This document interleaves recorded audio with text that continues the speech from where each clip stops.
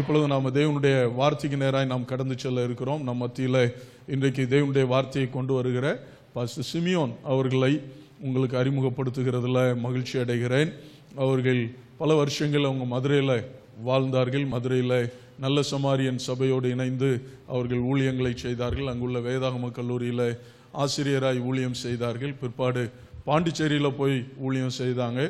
தேவனுடைய நடத்துதலின்படி அவர்கள் கடந்த 4 வருடங்களுக்கு மேலாய், அதாவது யுனைடெட் கிங்டம் இங்கிலாந்து தேசத்தில் அவர்கள் போய் அங்கு ஊழியம் செய்கிறார்கள். அவர்கள் மனைவியும் அவர்களுடைய பிள்ளைகள் 2 பேரும் இங்கு நம் மத்தியில் அவர்கள் இருக்கிறாங்க. சூசன் அண்ட் ஜெரமி அவர்கள் 4 பேரும் நம் மத்தியில் இந்த ஆராதனையில் கடந்து வந்திருக்கிறார்கள். சகோதரி அவங்க டாக்டராக இருக்கிறாங்க. அவர்களுக்கு அங்கு வேலை கிடைத்து அங்கு கடந்து சென்றார்கள். அங்கு ஒரு ஆங்கில திருச்சபையின் போதகராக பாஸ்டர் சிமியோன் அவர்கள் இருந்து ஊழியம் செய்கிறார்கள். அந்த சபையில் ஒரு தமிழ் ஆராதனையும் அங்கே நடத்துகிறார்கள். அவங்க இந்தியாவுக்கு வருகிறேன் என்று சொன்ன பொழுது எங்கள் சர்ச்சில் வாங்க ஒரு ஞாயிற்றுக்கிழமை என்று அழைத்த வேளையில் சந்தோஷமாக இந்த நாளில் அவர்கள் நம் மத்தியில் கடந்து வந்திருக்கிறார்கள். அவர்களுக்காக கர்த்தரை நன்றியோடு ஸ்தோத்தரிக்கிறேன். கர்த்தர் அவர்கள் மூலமாய் நம்ம ஒவ்வொருவரோடும் பேசுவார். ஆமென். பாஸ்டர் சிமியோன் அவர்களை கரங்களை தட்டி உற்சாகமாக நாம் வரவேற்போம். அவங்க அங்கே போய் அவங்க சாட்சியை பார்த்தா ரொம்ப அற்புதமாக ஆண்டவர் அவர்களை பிரத்யேகமாக அந்த தேசத்தை ஆசீர்வதிக்கிறதுக்குன்னே கொண்டு போயிருக்கிறாருங்கிறத பல விதங்களில் கர்த்தர் அவர்கள் வாழ்வில் வெளிப்படுத்தி இருக்கிறார். ஒன்று, அவங்க சொன்னாங்க, அவங்க பிள்ளைகளை கொண்டு போய் ஸ்கூலில் ட்ராப் பண்ணிட்டு காரில் வீட்டுக்கு திரும்புகிறாங்க. போய் இருக்கிற அந்த சமயத்தில் திரும்புகிறாங்க. திடீர்னு காருக்குள்ளே இருந்து ஒரு புகை வாசம் வருது. வந்த உடனே என்னமோ நிப்பாட்டிட்டு காரை நிறுத்திட்டு என்னன்னு பார்ப்போம்னு சொல்லி வெளியே இறங்கி நிற்கிறாங்க. முழு காரும் பற்றி எரிந்து அப்படியே டக்குன்னு நிமிஷத்தில் அது ஃபுல்லாக எரிஞ்சு போயிருக்குது. குழந்தைகள் இல்லை. இவரையும் பாருங்க, இல்லைன்னா ஏதோ புகை வருது, டயர் ஏதோ, நான்லாம் அப்படி தான் நினைப்பேன். ஏதோ டயர் தேஞ்சு ஏதோ ஸ்மெல் வருது போல இருக்குன்னு நான் பாட்டில் ஓட்டிகிட்டு போயிட்டுருப்பேன். ஆனால் அந்த நேரத்தில் ஆவியானவர் இறங்க வச்சு ஆண்டவர் அற்புதமாக காத்திருக்கிறார். நம்பவே முடியலை. இது போல் அநேக சாட்சிகள் கர்த்தர் அவர்கள் வாழ்வில், அவங்களுடைய வேலையில், ஊழியத்தில் செய்திருக்கிற அற்புதங்கள், ஏராளம் அற்புதங்களை செய்து உங்களை தெரிந்தெடுத்து இந்த பகுதிக்கு கொண்டு வந்திருக்கிறேங்கிறத ஆண்டவர் அவங்க வாழ்க்கையில் தொடர்ச்சியாக வெளிப்படுத்திட்டே இருக்கிறார். ஆண்டவர் அவர்கள் வாழ்வில் செய்திருக்கிற அற்புதங்களுக்காக கர்த்தரை மகிமைப்படுத்தலாம். ஹல்லேலூயா, ஸ்தோத்திரம், நன்றி ஆண்டவரே. பிரைஸ் லார்ட், ஹல்லேலூயா. கர்த்தர் நல்லவர், ஆமென் சொல்லுவான். கர்த்தர் எப்படி இருக்கார்? ரொம்ப ரொம்ப நல்லவராக இருக்கிறார். பாஸ்டர் சொன்ன சாட்சியின் பிரகாரம் ஆண்டவர் தான் அந்த டைமில் ஒரு உணர்த்துதலை கொடுத்து வெளியில் இறங்க வச்சார். இறங்கி வெளியில் வந்ததுக்கப்புறம் அப்படி ஒரு எதிர்பாராத ஒரு காரியம் நடந்தது. அதுக்கப்புறம் பார்த்தீங்கன்னா கார் லாஸ் ஆகிடுச்சே நினச்சோம். அந்த காருக்கான தொகை எவ்வளவோ எக்ஸாக்டாக அதே அமௌண்ட்டை இன்சூரன்ஸ் கம்பெனி கொடுத்துட்டாங்க. ஒரு பணம் கூட அதிலிருந்து லாஸ் ஆகவே இல்லை. ஸ்தோத்திரம். நம்மளையும் நம்முடைய ஜீவனையும் நம்முடைய பொருட்களையும், அதாவது நமக்கு ஆண்டவர் கொடுத்துருக்கக்கூடிய பணத்தையும் பாதுகாக்கிறாருல்ல. இந்த நம்ம லாஸ் ஆயிருந்துச்சுன்னு வச்சுக்கிறோமே, அதாவது மணி லாஸ் ஆயிருந்துச்சுன்னா ரொம்ப டிஸ்கரேஜ்மெண்ட் நமக்கு இருந்திருக்கும். ஐயோ நம்முடைய பணமெல்லாம் போயிடுச்சே, என்ன செய்கிறது? அந்த நாட்களில், ஆரம்ப நாட்களில் அது ஒரு பெரிய தொகை, எங்களுக்கு ரொம்ப பெரிய தொகை. எப்படி நம்ம மறுபடியும் சேர்த்து வச்சு ஒரு கார் வாங்குறதுன்னு ரொம்ப கஷ்டப்பட்டுருந்துருப்போம்.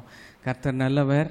அந்த காரு அப்படி பேர்ன் ஆகி போனாலும் அதுக்கான முழு தொகையும் இம்மீடியட்டாக ஒரு 20 days 25 days கர்த்தர் கொடுத்தார். ஆமென், ஆமென். அதில் எந்த ஒரு பொருளும், லேப்டாப்போ எதுவுமே சேதமாகலை. பிள்ளைங்களுக்கு எதுவும் ஆகலை, எங்களுக்கும் எதுவும் ஆகலை. ஆமென். நம்முடைய ஜீவனுக்கு உத்தரவாதம் கொடுக்குற தேவன் இல்லை. ஸ்தோத்திரம். கர்த்தர் நல்லவர். பாஸ்டரோடு கூட, அருமையான பாஸ்டர்மா, பிள்ளைகள், உடன் ஊழியர்கள் உங்களோடு கூட பாஸ்டர் சொன்ன பிரகாரம் ஜூன் மாதம் எங்களோடு வந்திருந்தாங்க. எங்களுக்கு ரொம்ப சந்தோஷமாக இருந்தது. உண்மையிலே சொல்கிறோம், நாங்கள் பாஸ்டர் போனதுக்கப்புறமும் நானும் மனைவியும் பிள்ளைங்களும் பேசிகிட்டு இருந்தோம். பாஸ்டர் இருந்தது ரொம்ப கம்ஃபர்டபுளாக எங்களுக்கு இருந்தது. அவங்களோட பேசிகிட்டு இருந்தது, ஊழியங்களை குறித்து விசாரித்தது, அவங்க இருக்கக்கூடிய பொறுப்புகளை குறித்து தெரிஞ்சு கொண்டது, அவங்க பேசுகிற விதம் எல்லாவற்றையும் கவனிச்சுட்டே இருந்தோம். அப்போ எங்களுக்கு ரொம்ப ஆசீர்வாதமாக இருந்தது. நாங்கள் உண்மையிலே கர்த்தருக்கு ரொம்ப நன்றி சொன்னோம். பாஸ்டர் வந்து அந்த இடத்துல ஊழியம் செய்து எங்களோட இருந்துட்டு போனதுக்கு. இன்னும் ஒரு 2 நாள் இருந்திருக்கலாம், இல்லை ஒரு 3 நாள் இருந்திருக்கலாம். பாஸ்டர் உங்களையும் பிள்ளைங்களையும் பார்க்கணுன்னு சொல்லிட்டு ஊழியம் முடிஞ்ச அன்னைக்கே இமீடியட்டாக கிளம்பிட்டாங்க. அன்னைக்கு தான் ஆஃப்டர்நூன் முடிஞ்சது, சாயந்தரம் உடனே கிளம்பிட்டாங்க. அதுவும் எங்களுக்கு ஆச்சரியமாக இருந்தது. சரி, ஓகே, கர்த்தர் நல்லவர். இப்படி ஒரு நல்ல மெய்ப்பனை, ஒரு நல்ல சபை ஆராதனையை, ஒரு நல்ல ஐக்கியத்தை கர்த்தர் கொடுத்ததற்காக எத்தனை பேர் கர்த்தரை ஸ்தோத்திரம் பண்ணுறீங்கல்ல? உண்மையிலே கர்த்தருக்கு ஸ்தோத்திரம். நல்ல மெச்சூர்ட் மேன் ஆஃப் காட், ஒரு நல்ல போதகரை கர்த்தர் கொடுத்ததற்காக ஆண்டவரை ஸ்தோத்திரம் பண்ணணும். இன்றைக்கும் நான் நேரடியாய் செய்திக்கு போகிறேன். கர்த்தர் இன்னைக்கு நமக்கு உணர்த்தக்கூடிய காரியம் என்னவா இருக்கிறதுன்னு சொல்லி நான் ஜெபம் பண்ணிகிட்டே இருந்தேன். என்ன செய்தி பேசலாம் ஆண்டவரே? போன வாரம் ஒரு செய்தி அந்த சபையில் கொடுத்தேன், அதே கொடுக்கலாமா இல்லை வேறு எதை கொடுக்கலாம் அப்படின்னு சொல்லி யோசிச்சுட்டு இருந்தப்போ எனக்கு கிடைத்தது வந்து ஞானத்தை குறித்து பேசணும் அப்படின்ற ஒரு உணர்த்துதல் எனக்கு இருந்தது. விஸ்டம் குறித்து பேசணும், ஜனங்களுக்கு அதனுடைய முக்கியத்துவத்தை உணர்த்தணும் அப்படின்னு சொல்லி நான் உணர்த்தப்பட்டேன். சரியா? என்னுடைய பையன் வந்து நான் போன ஆராதனையில் சாட்சி சொன்னேன். ஒரு 10 நாளைக்குள்ளே ஸ்கூலில் 2 முறை விளையாடிட்டு இருக்கும்போது பிள்ளைங்களோட இடித்து, அப்புறம் கால் தட்டி, இப்படி 2 முறை கீழே விழுந்துட்டான் அந்த ஸ்கூல் யார்டில். அங்கே எல்லாமே வந்து கீழே விழுந்தாலும் அடிபடாத அளவுக்கு முடிஞ்சளவு பாதுகாப்பாக வச்சுருப்பாங்க. எனக்கு அங்கேருந்து ஸ்கூல்லேருந்து ஃபோன் பண்ணி சொன்னாங்க, உங்கள் பையன் கீழே விழுந்துட்டான், ஐஸ் பேக்லாம் கொடுத்துட்டோம், நல்லா இருக்கிறான், எந்த பிரச்சனையும் இல்லை அப்படின்னு சொன்னாலும் எனக்கு உள்ளத்துக்குள்ளே கொஞ்சம் கஷ்டமாகவே இருந்துச்சு. ஐயோ, அவனுக்கு வலிக்குமோ, இல்லை வலியை அடக்கிட்டு இருக்கிறானோ, வெளியே சொல்லாமல் இருக்கிறானோ அப்படின்னு சொல்லிட்டுலாம் யோசிச்சுட்டே இருந்தேன். அப்போது மார்னிங் அவனை எழும்பும்போது ஜெபம் பண்ணிகிட்டு இருப்போம். அவனோட கூட நான் ஜெபம் பண்ணிகிட்டு இருந்தேன். ஜெபம் பண்ணும்போது கர்த்தர் எனக்கு உணர்த்தினார். இதெல்லாம் நடந்து முடிஞ்சதுக்கப்புறம் ஒரு நாள் உணர்த்தினார். காலையில் எழுந்து ஜெபம் பண்ணும்போது அவனுக்கு சில காரியங்களை நம்ம அறிவுறுத்தணும். இனிமேல் விளையாடாதுன்னு சொன்னால் அது சரி கிடையாது. சின்ன பிள்ளைங்களை என்ன செய்ய முடியாது, அப்படி சொல்ல முடியாது. இனிமேல் ஓடாத அப்படின்னு நம்ம சொல்ல முடியாது. அந்த பிள்ளைங்களை அந்த மாதிரி ரொம்ப கண்ட்ரோல் பண்ணி ரொம்ப வச்சிருக்க முடியாது. அது விளையாடுற பருவம். இப்போ கர்த்தர் சொன்னார், எனக்கு உணர்த்தின காரியம், அவன்கிட்ட சொல்ல வேண்டிய விஷயம், be cautious and be wise. 2 காரியத்தை சொன்னார். எதை செஞ்சாலும் ரொம்ப கவனமாக செய்டா, இந்த வயசுல இருந்தே ரொம்ப ஞானமாக நடந்துக்கோ. நீ ஓடுறதுக்கு முன்னாடி பின்னாடிலாம் என்ன இருக்குன்னு பாரு. ரொம்ப அளவுக்கு அதிகமாக வேகமாக ஓடணும்னு அவசியம் இல்லை. இது ஒரு கேம் தானே, பிள்ளைங்களோட தானே சேர்ந்து விளையாடுற. அதுக்கப்புறம் எப்போயெல்லாம் சந்தர்ப்பம் கிடைக்குதோ அப்போயெல்லாம் அவனை ஸ்கூலில் கொண்டு போய் விடும்போது அவனோட பேசிகிட்டு இருக்கும்போது இந்த வார்த்தைகளை சொல்லிகிட்டே இருப்போம். Be wise, be cautious, be wise, be cautious அப்படின்னு சொல்லுவோம். காரணம் என்னென்னா, மாம்ச பிரகாரமான தகப்பனாகிய எனக்கு என் பிள்ளை எந்த ஒரு ட்ரபுள்குள்ளேயும் போகக்கூடாது அப்படின்றது தான் ஒரு அன்பின் நிமித்தமாக என்ன செய்கிறது வரக்கூடிய எண்ணமாக இருக்குது. நம்முடைய பரம தகப்பன் நம்மளை குறித்து நம்மளை எவ்வளோ நேசிக்கிற தேவனாக இருக்கிறார். அப்போது அவருடைய பிள்ளைகளாகிய நாம் எல்லா விஷயத்துலையும் ஞானமாக நடந்து அவருக்கு எவ்வளோ சந்தோஷமாக இருக்கும். புரியுதா உங்களுக்கு? நம்ம எல்லா விஷயங்களையும், பொருளாதாரத்தில், பிள்ளைங்களை வளர்க்குறதுல, ஃபேமிலி லைஃப்பில், உங்களுடைய ஜாபில், கர்த்தர் கொடுத்துருக்கக்கூடிய உங்களுடைய ப்ரொஃபஷன், தொழிலில், எல்லாத்துலேயும் நீங்கள் வயசாக நடந்துட்டா அவருடைய உள்ளம் எவ்வளவு சந்தோஷமாக இருக்கும்ல, ரொம்ப சந்தோஷமாக இருக்கும். ஸோ அதை குறித்து நான் யோசித்துட்டே இருந்தேன். அதற்கான ஒரு செய்தியை கொடுக்கணும், ஞானத்தை குறித்து பேசணும் அப்படின்னு சொல்லி எனக்குள்ள ஒரு வாஞ்சை. நீதிமொழிகள் 24வது அதிகாரத்தை எடுத்துக்கொள்ளுங்கள். நீதிமொழிகள் 24 வசனம் 3, 4, 5, 6 நம்ம சேர்ந்து வாசிக்க போகிறோம். நீதிமொழிகள் 24 வசனம் 3, 4, 5, 6 எடுத்துக்கிட்டீங்களா? சேர்ந்து வாசிப்போமா? வீடு ஞானத்தினாலே கட்டப்பட்டு விவேகத்தினாலே நிலை நிறுத்தப்படும், அறிவினாலே அருமையும் சகலவித பொருட்களும் நிறைந்திருக்கும். ஞானமுள்ளவன் பலமுள்ளவன், அறிவுள்ளவன் தன் வல்லமையை அதிகரிக்க பண்ணுகிறான். நல் யோசனை செய்து யுத்தம் பண்ணு, ஆலோசனைக்காரர் அநேகரால் ஜெயம் கிடைக்கும். சரி, நம்முடைய குடும்பத்தை கட்டும்போது தேவன் கொடுக்கக்கூடிய ஞானத்தை வைத்து பில் பண்ணணும், கட்டணும் அப்படின்னு சொல்லி எழுப்புறார். ஒரு காரியத்தை கட்டணும்னா ஓவர் நைட்டில் இல்லை ஒரே நாளில் செய்ய முடியாது, பல வருஷங்கள் எடுக்கும். புதிதாய் திருமணமாக ஆகக்கூடிய பிள்ளைகளுக்கு, இல்லை ஆயிருக்கக்கூடிய பிள்ளைகளுக்கு மூத்த போதகர்கள் சொல்லக்கூடிய விஷயம் என்னென்னா, ரைட் அலைன்மெண்ட் வர்றதுக்கு ஒரு குறைஞ்சது 3 வருஷமாவது எடுக்கும் அப்படின்னு சொல்லி அறிவுரை சொல்கிறது உண்டு. It takes time. அதாவது எந்த ஒரு விஷயமும் சரியான பக்குவத்திற்கு காரியங்களுக்கு வர நடக்க நேரம் அவசியமாக இருக்கிறது. ஒரு காரியத்தை கட்டணும், குடும்பத்தை கட்டணும், பிள்ளைங்களை கட்டணும் அப்படின்னா அதுக்கு என்ன எடுக்கும்னா டைம் எடுக்கும். அதை குறித்து தான் சொல்லப்பட்டிருக்கு. அடுத்து போடப்பட்டிருக்கிறது, விவேகத்தினால் அந்த கட்டப்பட்ட குடும்பம் என்ன செய்யுமா, நிலை நிறுத்தப்படும், எஸ்டாப்ளிஷ் ஆகும், நல்லா ஸ்ட்ராங்காக இருக்கும் அப்படின்னு போட்டிருக்கு. அது மாத்திரமா, அதுக்கப்புறம் பார்த்தீங்கன்னா அறிவினாலே அப்படின்னு போடப்பட்டிருக்குது. With the knowledge given by God, ஆண்டவர் நமக்கு கொடுத்துருக்கக்கூடிய அந்த அறிவினாலே நாம் சேர்க்க வேண்டிய காரியங்கள் என்ன செய்ய முடியும், சேர்த்து வைக்க முடியும், சேவ் பண்ண முடியும், ஸ்டோர் பண்ண முடியும். இனிமையான சகலவித பொருட்களும் என்ன செய்யும்னா நிலைத்திருக்கக்கூடிய அந்த குடும்பத்துக்குள்ளே என்ன செய்யும், வந்து சேர்க்கப்படும் அப்படின்னு போடப்பட்டிருக்கும். அதற்கப்புறம் போடப்பட்டிருக்கும், வாழ்க்கையில் வரக்கூடிய சவால்கள் எல்லாவற்றையும் நல் யோசனை செய்து என்ன செய்யணுமா, யுத்தம் பண்ணணும். எல்லாருமே ஒரு பேட்டில் ஃபீல்டில் இருக்கிற மாதிரி இருக்கும். பலவிதமான போராட்டங்கள் போயிட்டுருக்கும். அந்த போராட்டத்தில் இங்கே ஞானியின் மூலமாய் ஆண்டவர் உணர்த்தக்கூடிய காரியம் என்னவென்றால், ஆண்டவர் சொல்கிறாரு, நல் யோசனை செய்து யுத்தம் பண்ணும் பொழுது உங்களுக்கு என்ன வரும்னா, அநேக ஆலோசனைக்காரர்களால் ஜெயம், வெற்றியை குறித்து, சக்ஸஸை குறித்து, ஜெயத்தை குறித்து ஞானி என்ன செய்திருக்காரு, எழுதியிருக்கிறார். அவர் பல குடும்பங்களை பார்த்துருக்கிறார். அவருடைய அனுபவத்தில், அவருடைய வாழ்க்கையில் அவர் ஃபெயில் ஆகியிருக்கிறாரு. இதெல்லாம் பார்த்துட்டு கடைசியாக ஆண்டவர் அவருக்கு உணர்த்தின காரியத்தை நீதிமொழிகளில் வசனமாக எழுதி வைத்திருக்கிறார். இன்றைக்கு தேவன் நமக்கு உணர்த்தக்கூடிய காரியம் என்னன்னு கேட்டிங்கன்னா, இட்ஸ் அ சீசன். இந்த காலத்தில் என்னென்னா நாம் உணர்த்தப்பட வேண்டிய இல்லை உணர்த்தப்படக்கூடிய காரியம் என்னன்னு கேட்டிங்கன்னா, கற்ற ஒரு ஊழியத்தில் இருக்கிறோம். புரிஞ்சவங்க ஒரு ஆமேன்னு சொல்லுங்கள். பில்டிங் மினிஸ்ட்ரி, அதாவது குடும்பத்தை கட்டுறதில், தேவனுடைய ராஜ்யத்தை கட்டுறதில், நம்முடைய தனிப்பட்ட வாழ்க்கையை கட்டுறதில் நாம் கவனம் செலுத்த வேண்டும். இது வரைக்கும் ஒருவேளை அதில் ரொம்ப கவனம் செலுத்தாமல் இருந்திருக்கலாம். ஞானம் என்றால் என்ன அப்படின்னு நீங்கள் கேட்டிங்கன்னா, ஒரே ஒரு காரியத்தை மாத்திரம் சொல்கிறேன். What God wants you to do and then doing it. ஆண்டவர் உங்களை என்ன செய்ய சொல்லியிருக்கிறாரோ அதை கவனமாக செய்கிறது தான் ஞானம். அல்லேலூயா சொல்லுவோம். சரி, ஒரு உதாரணம் சொன்னால் உங்களுக்கு புரியும். யோவான் 21 அதிகாரம் வரும் பொழுது கடைசி பகுதி நமக்கு தெரியும். யோவான் 21 முழுவதும் சீஷர்கள் மீன் பிடிக்க பின்வாங்கி போன மாதிரி மீன் பிடிக்க போன சம்பவம் நடக்குது. அதெல்லாம் முடிஞ்ச பிறகு ஆண்டவராகிய இயேசு கிறிஸ்து பேதுருவோடு பேசிட்டு இருக்கிறார். பேசும் பொழுது அவர் சொல்றார், நீ என் ஆடுகளை மேய்ப்பாயாக, ஆட்டுக்குட்டிகளை மேய்ப்பாயாக, ஆடுகளை மேய்ப்பாயாகன்னு சொல்லி 3 முறை சொல்றார். சொன்னதுக்கப்புறம் நீ என்ன விதமாய் மரிப்பா இதெல்லாம் சொல்றார். இவர் பின்னாடி திரும்பி பார்த்து யோவானை பார்க்குறாரு. யோவானை பார்த்து, ஆண்டவரே இவன் காரியம் என்ன, இதை குறித்து கொஞ்சம் சொல்லுங்க அப்படின்னோடனே கர்த்தர் சொல்கிறார், நான் வருமளவும் அவன் உயிரோடு இருந்தால் உனக்கு என்ன அப்படின்னு கேட்குறார். அதனுடைய சித்தமாக இருந்தால் உனக்கு என்ன அப்படின்னு சொல்லிட்டு ஆண்டவர் சொல்கிறார், நவ் இப்பொழுது நீ என்னை பின்பற்றி வா அப்படின்னு சொல்கிறார். அப்போ ஆண்டவர் விரும்பக்கூடிய காரியத்தை அப்படியே செய்துட்டா அதுதான் ஞானம். அல்லேலூயா சொல்லுவோம். ஆண்டவர் பேதுருவை பார்த்து சொல்கிறார், யூ ஃபாலோ மீ, நான் உனக்கு கொடுத்த அசைன்மெண்ட்டை செய். இந்த பூமியில் உயிரோடு இருக்கிற வரைக்கும் நான் உனக்கு ஒரு ஊழியத்தை கொடுக்குறேன். ஆடுகளை மேய்க்கக்கூடிய, ஆட்டுக்குட்டிகளை மேய்க்கக்கூடிய ஒரு ஊழியத்தை கொடுத்துருக்குறேன். அதைத்தான் நீ செய்கிறத நான் விரும்புகிறேன், அதை நீ பண்ணு அப்படின்றார்.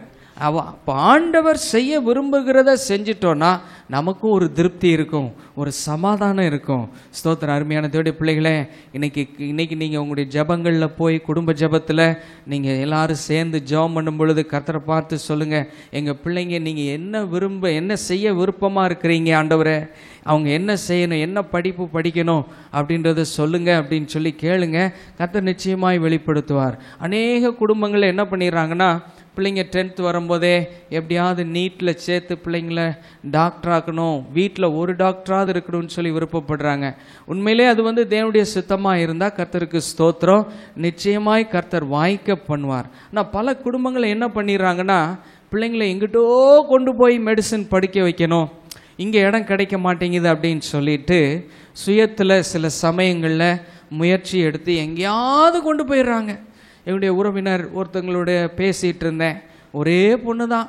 அந்த பிள்ளை எப்படியாவது டாக்டர் ஆக்கணும்னு சொல்லிட்டு போன முறை முடியலன்னு சொல்லிட்டு இந்த முறை ரஷ்யாவில் எங்கிட்டோ ஒரு இடத்துக்கு கொண்டு போகிறாங்க. நான் கேட்குறேன், ஜோம் பண்ணிங்களா? ஆண்டோடைய சமூகத்தில் வெயிட் பண்ணி கேட்டிங்களா? நமக்கு அவங்களுக்கு ஒன்றும் இல்லை, இருந்தாலும் ஒரு சில கேள்வி கேட்போம், ஆண்டவர் உணர்த்தக்கூடிய காரியங்களை நம்ம கேட்போம்னு சொல்லிட்டு ஃப்ரீயாக பேசினது நிமித்தம் நான் கேட்டுட்டு இருந்தேன். உண்மையிலே கர்த்தர்ட்ட ஜெபம் பண்ணீங்களா? ஆண்டவர் சொன்னார், இதுதான் ஆண்டவர் சித்தம் நினைக்கிறோம் அப்படின்னு தான் சொல்கிறாங்க. அப்போது ஆண்டவர் விரும்பக்கூடிய காரியம் என்னன்றதை அறிஞ்சிக்கிறதே ஒரு ஞானம். புரிஞ்சவங்க ஆமேன்னு சொல்லுங்கள். ஆமாம், நம்முடைய பிள்ளைங்களை குறித்து கர்த்தர் என்ன விருப்பம் வச்சுருக்கிறார் அப்படின்றத அறிஞ்சிக்கிறதே ஒரு ஞானம்தான். எங்களுடைய பிள்ளைகள்கிட்ட இப்போது 11th முடிச்சிருச்சு பாப்பா. அதுக்கப்புறம் நாங்கள் 1 or 2 times கேட்டு பார்த்தோம், மெடிசன் படிக்கிறதுக்கு விருப்பமாக இருக்குதா, படிக்கலாமா யூனிவர்சிட்டி ஸ்டடீஸில்? இல்லை, என்னால் முடியாது டாடி, எனக்கு வேறு ஒரு ஸ்டடி வேணும் அப்படின்னு சொல்லும்போது ஃபோர்ஸ் பண்ணணும்னு அவசியம் இல்லை. நமக்கு தெரியும் கர்த்தர் அற்புதமாய் நடத்துவார். உண்மையிலே அது இந்த ட்ராக்குக்கு தான் வரணும், மெடிக்கல் ட்ராக்குக்கு தான் வரணும்னா எங்கே போனாலும் கர்த்தர் கொண்டு வருவார்ன்றது எங்களுடைய விசுவாசம்.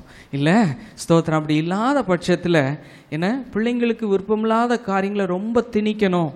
நாம் விரும்புகிறத நம்ம அச்சீவ் பண்ணாத காரியத்தெல்லாம் பிள்ளைங்களை செய்ய வைக்கணும்னு நினச்சி என்ன செஞ்சிடக்கூடாது, நம்ம சுயத்தில் எந்த காரியமும் செஞ்சிடக்கூடாது. இன்றைக்கி நீங்கள் உண்மையாக ஆண்டவர்கிட்ட போய் ஜெபம் பண்ணுங்க. ஆண்டவரே, எங்களுடைய பிள்ளைகளை குறித்து நீங்கள் என்ன விரும்புகிறீங்களோ அதை செய்ய அந்த வழி நடத்துதல் எங்களுக்கு காண்பீங்க ஆண்டவரே. அதுக்கு நேராக எங்களை கைட் பண்ணுங்கள். நேர் வழியாய் கர்த்தர் உங்களை நடத்துவார். ஆமென். அவாந்தர வெளிகளில் ஆறுகளையும் ஸ்தோத்திரம். ஆண்டவர் புதிய காரியங்களையும் செய்யக்கூடிய நல்ல ஆண்டவர், வனாந்தரத்தில் பாதைகளையும் உண்டு பண்ணுகிறவர். நீங்கள் உண்மையாய் ஜெபம் பண்ணும் பொழுது உங்களுடைய பிள்ளையுடைய ஃப்யூச்சருக்காக சரியான பாதையை காண்பிப்பார். அநேக பெற்றோர்களுக்கு இருக்கக்கூடிய பாரம் என்னென்னா, தங்களுடைய பிள்ளைங்களை குறித்தும் பேர பிள்ளைங்களை குறித்தும் ரொம்ப கஷ்டப்பட்டு ரொம்ப ஒரி பண்ணி யோசித்துட்டே இருக்கிறாங்க. ஐயோ, எப்படியாவது அவங்க வரணும். நிச்சயமாக கர்த்தர் மேன்மையான நல்ல ஒரு இடத்துக்கு கொண்டு வருவார். ஆனால் நம்முடைய ஜெபம் எப்படிப்பட்ட ஜெபமாக இருக்குன்னா, ஆண்டவரே நீங்கள் விரும்புகிறது என்னது அப்படின்றத சொன்னோம். ஹல்லேலூயா. ஆமென். எங்கு செல்ல வேண்டும், என்ன செய்ய வேண்டும், கற்றுத்தாரும் ஆவியானவரே. சேர்ந்து சொல்லுவோமா? எங்கு செல்ல வேண்டும், என்ன செய்ய வேண்டும், கற்றுத்தாரும் ஆவியானவரே. விருப்பம் இல்லாத இடங்களுக்கு செல்லாமல் தடுத்து நிறுத்தும் ஆவியானவரே. விருப்பம் இல்லாத இடங்களுக்கு செல்லாமல் தடுத்து நிறுத்தும் ஆவியானவரே.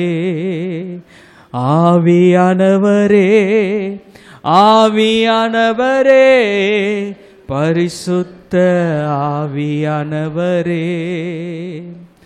ஆவியானவரே, ஆவியானவரே, பரிசுத்த ஆவியானவரே, எங்களுக்குள்ளே வாசம் செய்யும் ஆவியானவரே. இந்நாளில் சித்தம்போ நடத்தி செல்லுமையா. ஓ, எங்களுக்குள்ளே எம் ஆவியானவரே, இந்நாளில் சித்தம் நடத்தி செல்லுமையா. இதுவே ஜபமாய் மாறுவதாக. ஆமென். இதுவே நம்முடைய ப்ரேயராக மாறட்டும். நம்முடைய எதிர்காலத்தை குறித்து, பிள்ளைங்களை குறித்து let it be a prayer. ஆண்டவரை பார்த்து உண்மையாய் ஜெபம் பண்ணக்கூடிய ஜெபமாய் மாறட்டும். ஸ்தோத்திரம். அநேக வாலிபர்கள் முதல் ஆராதனையில் பங்கெடுத்தாங்க. இங்கேயும் பங்கெடுத்திருக்கிறீங்க. இப்போது ஆண்டவர் உங்களோட கூட பேசிகிட்டு இருக்கிறார். சரி, இப்போது கவனிங்கள். ஆண்டவர் இந்த காலகட்டங்களில் நம்ம கவனம் செலுத்த வேண்டியது என்னன்னு கேட்டிங்கன்னா, கட்டக்கூடிய காரியம். நம்முடைய குடும்பத்தை கட்டி எழுப்பணும். சரியா? ஒருவேளை நீங்கள் மிடில் ஏஜில் இருக்கலாம், கல்யாணமாகி 20 ஆண்டுகளுக்கு மேலே கூட ஆகிருக்கலாம். It's not too late. இது ரொம்ப லேட்டுன்னு சொல்ல முடியாது. இப்போயும் நீங்கள் தீர்மானம் எடுத்து ஆண்டவர் சொல்லக்கூடிய வசனங்களை நீங்கள் ஃபாலோ பண்ணி நீங்கள் கட்ட முடியும். ஸ்தோத்திரம். நாங்கள் போன புதுசில் பாஸ்டர் சொன்ன மாதிரி இந்த ரெக்ஸாம் பகுதியில் ஊழியத்தை துவங்குறதுக்கு கர்த்தர் உதவி செய்தார். நான் ரொம்ப குயிக்காக சொல்லிடுறேன். அப்போது நாங்கள் ஒரு இந்தியன் சர்வீஸ் தமிழ் ஆராதனை நடத்துறதுக்கு தான் அந்த இடத்துல நாங்கள் அனுமதி கேட்டு நாங்கள் தமிழ் ஆராதனை நடத்திட்டு இருந்தோம். ஒரு சில மாதங்கள் கழித்து சொன்னாங்க, எங்களுக்கு ஒரு 3 வருஷம் கிட்ட பாஸ்டர் இங்கே இல்லாததுனால நாங்கள் யோசித்துட்ருக்குறோம். அங்கங்கே இருந்து பாஸ்டர்ஸ் வர்றாங்க, எங்களுக்கு அதுவும் சரிப்பட்டு வரல. ஒருவேளை நம்ம எல்லாரும் பேசி ஆண்டவருக்கு சித்தமானால் நீங்கள் இந்த இங்கிலீஷ் சர்ச்சை பொறுப்பெடுத்து நடத்த முடியுமான்னு கேட்டாங்க. எனக்கு ரொம்ப சந்தோஷமாக இருந்தது. ஜெபம் பண்ணிகிட்டே இருந்தேன். ரொம்ப நான் பல மாதங்கள் நாங்கள் ஜெபம் பண்ணிகிட்டு இருந்தோம். ஆண்டவரே, ஒரு சரியான ஊழியம் கட்டி எழுப்பப்படணும் இந்த பகுதியில், அந்த ஊழியம் நல்ல முறையில் நடக்கணும். எங்களுக்கு இந்த இப்படி ஒரு இடம் இருக்குன்னே எங்களுக்கு தெரியாத ஆண்டவரே, நீங்கள் தான் எங்களை வழி நடத்தி கொண்டு வந்தீங்க. நாங்கள் உங்கள்கிட்ட அடையாளம் கேட்டோம், இங்கே வரலாமான்னு சொல்லிட்டு எங்களை வழி நடத்துறது நீங்கள் தான் அப்படின்னு சொல்லி ஜெபம் பண்ணிக்கிட்டே இருந்தோம். அப்போது அவங்க சொன்னாங்க, எங்களுக்கு ரொம்ப திருப்தியாக இருக்குது, நீங்கள் இந்த ஆங்கில ஆராதனை இங்கிலீஷ் சர்ச்சை பொறுப்பெடுத்து நீங்கள் நடத்துங்க அப்படின்னாங்க. அந்த ஆரம்ப நாட்களில் கர்த்தர் எனக்கு சொன்ன காரியம் என்னன்னு கேட்டிங்கன்னா, ஒய் யூ ஆர் ஹியர், எதுக்காக இங்கே இருக்கிற? வாரம் ஒரு முறை பிரசங்கம் பண்ணி பாட்டு பாடி ஜனங்களை நடத்துறதுக்காக மட்டும் இல்லை. அப்போ உணர்த்தின காரியம் என்னென்னா, you are here to rebuild the ministry. உடைந்து போன அநேக மதில்கள், உடைந்து போன பகுதிகளை மறுபடியும் கட்டி எழுப்புறதுக்காக தான் இங்கே வச்சுருக்கேன்றதை உணர்த்தினார். எனக்கு ஆச்சரியமாக இருந்தது. காரணம் என்னென்னா, 60 வருஷமாக அந்த சபை நடந்துட்டுருக்குது, 60க்கு மேலே நடந்துட்டுருக்குது. ஒரு குறிப்பிட்ட டைம் வரும்போது லீடர்ஸ் எல்லாரும் விரக்தி ஆகி ரொம்ப டிஸ்கரேஜ் ஆகி அந்த ஊழியத்தை மூடிடுவோம் அப்படின்னு நினச்சாங்க. இனிமேல் இந்த ஊழியம் வேண்டாம், இந்த சபையை விற்றுருவோம், அந்த ஆலயத்தை விற்றுட்டு அதை ஏதாவது மிஷன் ஃபண்டில் போட்டு அதை நம்ம யூஸ் பண்ணிக்கிறோன்னு நினச்சாங்க. எங்கிட்ட அப்படி சொன்னாங்க. அப்புறம் தான் எங்களுக்கு தெரிய வந்தது, ஒரு மூடப்பட வேண்டிய சூழ்நிலையில் இருந்த அந்த ஒரு ஊழியத்துக்கு கர்த்தர் இந்த டைமில் கொண்டு வந்திருக்கிறார். ஆண்டவர் எவ்வளோ நல்லவர் பார்த்தீங்களா? சரியான டைம் 2020 கொண்டு போனார். அதுக்கு முன்னாடி போயிருந்தாலும் காரியங்கள் அவ்வளோ நடந்திருக்காது, பின்னாடி போயிருந்தாலும் மூடப்பட்டு மிஸ் பண்ணி இருந்திருப்போம். அப்போ என்ன சொல்ல வரேன்னா, கர்த்தர் குறித்திருக்கக்கூடிய வேலைகள் எல்லாமே எப்படி இருக்குன்னா பர்ஃபெக்ட் டைமிங்காக இருக்கும். கைகளை தெளிலையா சொல்லுவோம். ஏமேன். எதையும் ரொம்ப அவசரப்பட்டு நம்ம நினைக்கிற மாதிரி செஞ்சிடவும் மாட்டார், ரொம்ப நம்ம நினைக்கிற மாதிரி டிலே ஆகிட்டு கொண்டு போக மாட்டார். சரியான நேரத்தில் எந்த இடத்துல கொண்டு போய் நிறுத்தணுமோ அங்கே கொண்டு போய் நிறுத்துகிறார். அப்போ தான் எனக்கு புரிஞ்சது, we are in a rebuilding ministry. அந்த சபை உடைஞ்சு போதகர் இல்லாமல் ஒரு 12 ஆத்மாக்கள் தான் முதல் ஆராதனைக்கு கோவிடுக்கு அப்புறம் வந்திருந்தாங்க. அப்புறம் ஜெர்மனி அநேகரை சந்தித்து ஜெப நடை பாஸ் சொன்ன மாதிரி தெரியும், நடந்து அந்த பகுதி முழுதும் ஒரு நாளைக்கு சில டைம் 8 கிலோமீட்டர் 9 கிலோமீட்டர் நடந்து ஜெபம் பண்ணுவதுண்டு. ஆட்களை பார்ப்போம், தனித்தனியாக பார்த்து அவங்களோட பேசி ஊழியங்களை செய்யும் பொழுது கர்த்தர் தம்முடைய திட்டத்தை வெளிப்படுத்தினார். அந்த மறுபடியும் ரீபில்டிங் ஒர்க்கு ஸ்டார்ட் ஆனது. ஒரு 70 ஆத்மாக்கள் கிட்ட இப்போ வந்துட்டாங்க. அல்லேலூயா. ஆமாம், ஒரு 70 ஆத்மாக்கிட்ட வந்து ஆண்டவர் ஆராதிக்கிறாங்க, அந்த ஃபெல்லோஷிப்பில் பங்கெடுக்கிறாங்க. சபை ஆராதனை முடிஞ்சாலும் உடனே போயிட மாட்டாங்க, ஒருத்தரோடு இருந்து பேசி ஒவ்வொருத்தரையும் விசாரிச்சுட்டு போகிறத பார்க்கும் பொழுது சந்தோஷமாக இருக்குது. அப்போது விஸ்டம் என்னன்னு கேட்டிங்கன்னா, இந்த சீசனில் ஆண்டவர் என்ன அசைன்மெண்ட்டை வச்சிருக்கிறாரோ அதை செஞ்சு முடிக்கிறது ஞானம். ஆமேன்னு சொல்லுவோம். ஏமேன். அப்போது இன்றைக்கி உங்களுடைய ஜெபம் எப்படி இருக்கணும்னா, கர்த்தாவே என்ன விரும்புகிறீங்க, நாங்கள் கட்டி எழுப்ப வேண்டிய காரியம் என்ன? ஃபஸ்ட்டு நம்முடைய ஹோமை கட்டி எழுப்பணும். ஆண்டவர் உங்கள் கையில் கொடுத்துருக்கக்கூடிய உங்களுடைய வீடை கட்டி எழுப்பணும். ஆமாம், நீ பெருசா நான் பெருசா, இல்லை உங்கள் வீடு பெருசா எங்கள் வீடு பெருசா, இப்படியே நீங்கள் யோசித்துட்டு இருந்தீங்கன்னா ரொம்ப கஷ்டங்க. வாழ்நாளெல்லாம் போராட்டத்துலேயும் பிரச்சனையிலையும் சமாதானம் இல்லாமலே போயிடும். யார் பெருசாக இருந்தால் நமக்கு என்ன? நமக்கு ஒரே ஒரு ஃபோக்கஸ், வீடு எதனாலே கட்டப்பட வேண்டும்? ஞானத்தினாலே கட்டப்பட வேண்டும். அப்போது ஒவ்வொரு சிச்சுவேஷன்லேயும் நீங்கள் கண்டுபிடிக்க வேண்டிய விஷயம் என்னன்னு கேட்டிங்கன்னா, என்னென்ன சிக்கல்கள் வருதோ அந்த சிக்கல்கள் எல்லாவற்றிலையும் நீங்கள் ஒன்றை பார்த்துட்டே இருக்கணும். இதில் விஸ்டம் என்ன, இதில் கர்த்தருடைய ஞானம் என்ன, இதிலிருந்து வெளியில் வர்றதுக்கு வழி என்ன? சரி, இப்போ ஒரு வீடு கட்டப்படுவதற்கு 2 காரியங்கள் அவசியமாக இருக்குது. ஒன்று பேஷன்ஸ், 2வது ப்ரெஷியஸ் வேர்ட் ஆஃப் காட். இது 2 குறித்து சொல்கிறேன், சரியா? பொறுமையினால் நீங்கள் கட்ட முடியும். உங்களுடைய நீடிய பொறுமையினால் கட்ட முடியும்.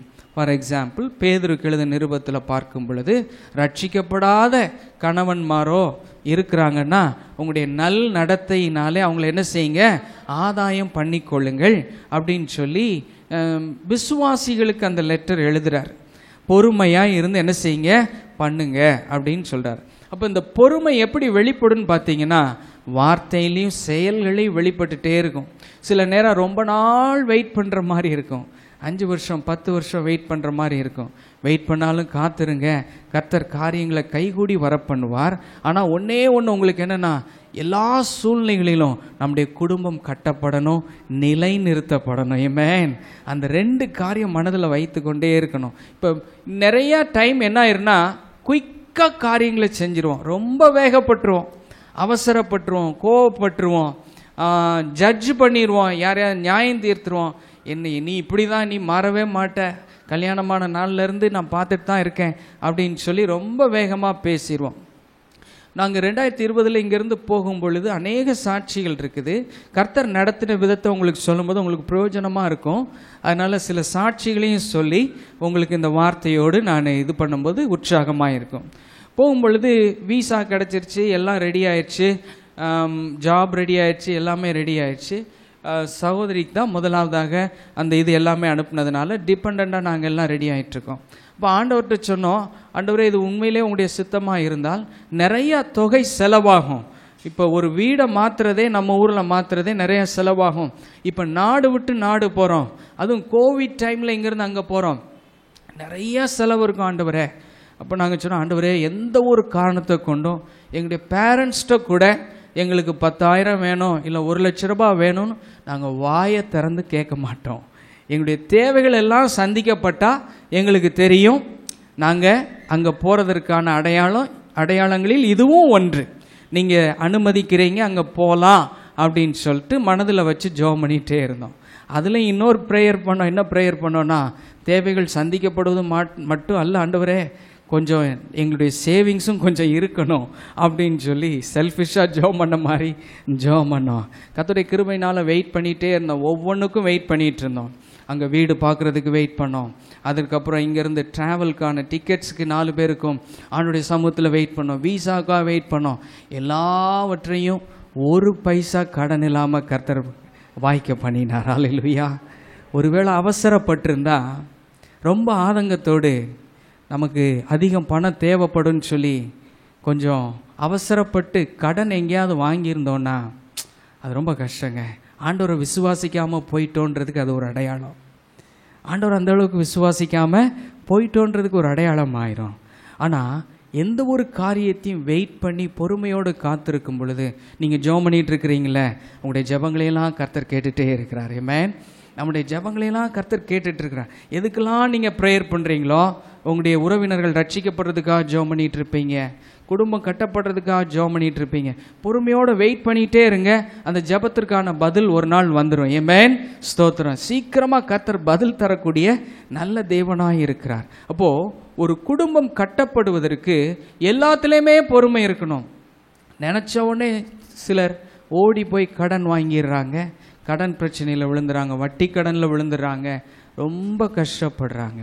ஒரு காரியத்தை கட்டும் பொழுது ஒவ்வொன்றுக்காக வெயிட் பண்ணுங்க.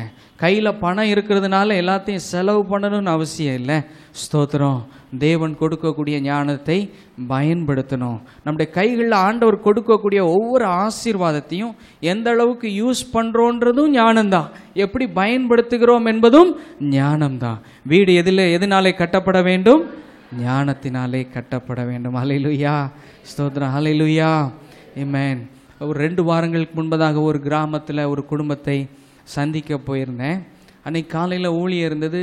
சண்டே மினிஸ்ட்ரியெல்லாம் முடிச்சுட்டு நான் மாத்திரம் தனியாக ஒரு 2 வீலர் எடுத்துகிட்டு போனால் அந்த குடும்பம் ரொம்ப கஷ்டத்தில், பண கஷ்டத்தில், நெருக்கத்தில், கண்ணீரில், கவலையில் இருந்தாங்க. இப்போ நான் கேட்கும்போது அவங்களுடைய பிரச்சனையில் மெயினான பிரச்சனை என்னென்னா, அவர் சொன்னார், பாஸ்டர் எனக்கு இருக்கக்கூடிய கடன்லாம் நீங்கிருச்சுன்னா எனக்கு பெரிய நிம்மதியாக இருக்கும் பாஸ்டர் அப்படின்னா. ஏன் பிரதர் வாங்கினீங்க, எதுக்காக கடன் வாங்கினீங்க அப்படின்னு சொல்லி கேட்டேன். அவசரப்பட்டுட்டேன் பாஸ்டர், ஒவ்வொன்றுக்கும் நான் ரொம்ப அவசரப்பட்டுட்டேன். என்கிட்ட ஏற்கனவே ஒரு பழைய 2 வீலர் இருந்தது, புதுசாக ஒன்று வாங்கிட்டேன் பாஸ்டர், அதை கொடுத்துட்டு என்னைய கேன்வாஷ் பண்ணிட்டாங்க, பிரெயின் வாஷ் பண்ணிட்டாங்க அப்படின்னு சொல்லி அழாத குறையாக சொன்னார். கடைசி அவர் சொன்ன காரியம் என்னென்னா, எனக்கு நிம்மதியே இல்லை பாஸ்டர், சமாதானம் இல்லை அப்படின்னாரு. உடனே நம்ம எல்லா கடனையும் நம்ம செலவில் என்ன செஞ்சிட முடியாது, கொடுத்து தீர்த்திட முடியாது. எலிசா தீர்க்கதரிசிட்ட அந்த விதவையானவள் வரும் பொழுது அந்த எலிசா தீர்க்கதரிசி கேட்குறார், உன்னிடத்தில் என்ன இருக்கிறது அப்படின்னு கேட்குறார். ஸ்தோத்திரம். அருமையான தேவனுடைய பிள்ளைகளே, நம்மகிட்ட இருக்கக்கூடிய பிரச்சனைகளை தீர்க்கிறதற்கான சொல்யூஷன் நம்மிடத்தில் என்ன இருக்கிறது அப்படின்றத என்ன செய்யணும், யோசித்து பார்க்கணும். அப்போது வீடை கட்டக்கூடியவர்கள், ஞானத்தினால கட்டக்கூடியவங்க பொறுமையோடு கூட கட்டணும். ரெண்டாவது கர்த்தருடைய வார்த்தை, ப்ரெஷியஸ் வேர்ட் ஆஃப் காட். நீங்கள் பாருங்கள், மத்தேயு 7வது அதிகாரத்தை எடுத்துக்கொள்ளுங்க. மத்தேயு 7வது அதிகாரம் வசனம் 24, 25 நம்ம சேர்ந்து வாசிக்க போகிறோம். மத்தேயு 7வது அதிகாரத்தில் இயேசு அந்த மலை பிரசங்கத்தை பிரசங்கிக்கும் போது அந்த 3 அதிகாரத்தில் நிறைய டாக்டரின்ஸை அதை சொல்லிகிட்டே வருவார். சொல்லி எல்லாத்தையும் முடித்ததுக்கப்புறம் கடைசி சொல்வார். என்ன சொல்கிறாரு, நான் சொல்லிய இந்த வார்த்தைகள் சொல்கிறாரா. சரி வாசிப்போமா, எல்லோரும் சேர்ந்து வாசிப்போமா. ஆகையால் நான் சொல்லிய இந்த வார்த்தைகளை கேட்டு இவைகளின்படி செய்கிறவன் எவனோ அவனை கன்மலையின் மேல் தன் வீட்டை கட்டின புத்தியுள்ள மனுஷனுக்கு ஒப்பிடுவேன். பெருமழை சொரிந்து பெருவெள்ளம் வந்து காற்றடித்து அந்த வீட்டின் மேல் மோதியும் அது விழவில்லை, ஏனென்றால் அது கன்மலையாகிய அஸ்திபாரம் போடப்பட்டிருந்தது. கன்மலையாகிய கிறிஸ்துவின் மேல் அஸ்திபாரம் போடப்பட்டிருந்தது. சொல்லிய வார்த்தைகள் சொல்லப்பட்டிருக்குதே. ஒவ்வொரு வாரமும் ஆராதனைக்கு வர்றோம், உபவாச ஜெபத்துக்கு வர்றீங்க, பைபிள் ஸ்டடிக்கு வர்றீங்க. கேட்கக்கூடிய வார்த்தைகளை அப்படியே கேட்டுட்டு போயிடக்கூடாது. Not only hearers but doers of the word of காட்னு வேதத்தில் சொல்லப்பட்டிருக்கிறது. கேட்கிறவர்களாக மாத்திரமல்ல, அதன்படி செய்கிறவங்க தான் கன்மலையின் மீது வீட்டை கட்டினவங்க. ஸ்தோத்திரம். அருமையான தேவனுடைய பிள்ளைகளே, இது வரைக்கும் கேட்ட சத்தியத்தை எந்த அளவுக்கு பயிற்சி செஞ்சுருக்கிறீங்க? எல்லாவற்றையும் பயிற்சி செய்கிறீங்களா? ஆண்டவர் கொடுக்கக்கூடிய ஒவ்வொரு சத்தியத்தையும் ஒவ்வொரு சண்டே சர்வீஸ்லையும் நீங்கள் கேட்டுட்ருக்கிறீங்க. அந்த வார்த்தைகளை எழுதி வச்சு அந்த வாரம் முழுவதும் சந்திக்கக்கூடிய சவால்கள் எல்லாவற்றுக்கும் நீங்கள் அப்பியாசிச்சு பாருங்கள். ஒரு பெரிய ஜெயத்தை கட்டளையிடுவார். அநேக ஆலோசனைக்காரர்களால் என்ன உண்டாகும்? ஜெயம் உண்டாகும் சொல்லப்பட்டிருக்கிறது அல்லவா? ஆமாம், கட்டக்கூடிய ஒரு முக்கியமான பொறுப்பில் நம்ம இருக்கிறோம். வீடு ஞானத்தினாலே கட்டப்படும் சொல்லியிருக்கிறாரு. அப்போ எப்படி கட்டணும்னா பொறுமையோடு கட்டணும். ப்ரெஷியஸ் வேர்டு, கர்த்தருடைய வார்த்தையை வச்சு கட்டணும். ஒவ்வொரு வாரமும் கர்த்தர் கொடுக்கக்கூடிய வார்த்தைகளை எழுதி வச்சு சொல்லிகிட்டே இருக்கணும்.